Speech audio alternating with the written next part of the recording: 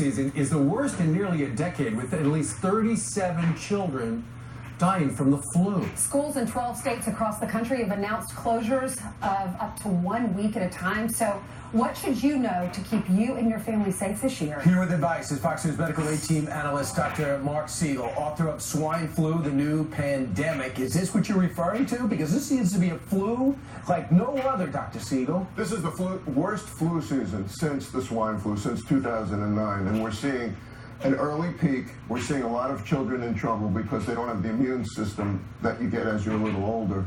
We're seeing hospitalizations, and we've seen 37 deaths among kids, which is extremely tragic. Is this worse this year than it has been in the past? What's different about this flu? This is a strain, Ainsley, that we just don't have protection against, and this particular strain of flu often causes trouble.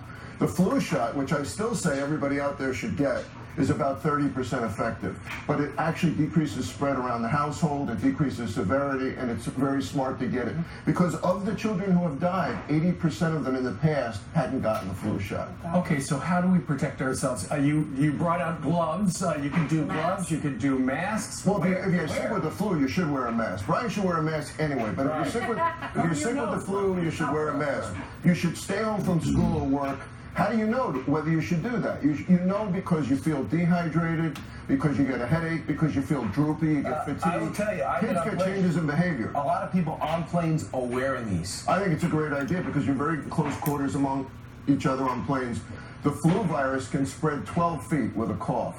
So what do you tell the parents? Because I was at a birthday party yesterday. One guy knows one of the families that lost their child. We're reporting 37 of children have died.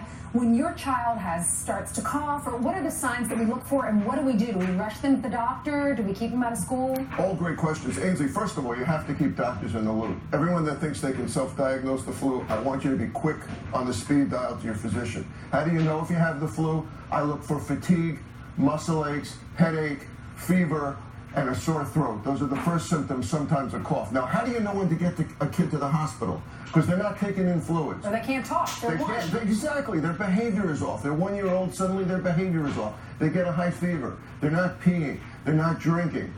Those are the main changes. Also, shortness of breath, trouble breathing, and their lips are turning blue. You get them to the emergency room. So it sounds like if you've got a question, call your doctor. Dr. Siegel, thank you very much for joining us. Good to see you guys. Everyone had their flu shot? Yeah. No, I have not gotten one. I'm going to try to give Brian one off the air here. All right, we'll see. Won't do it. 30%. You have to protect your girls. Right. All right. They got to build up their immunity too.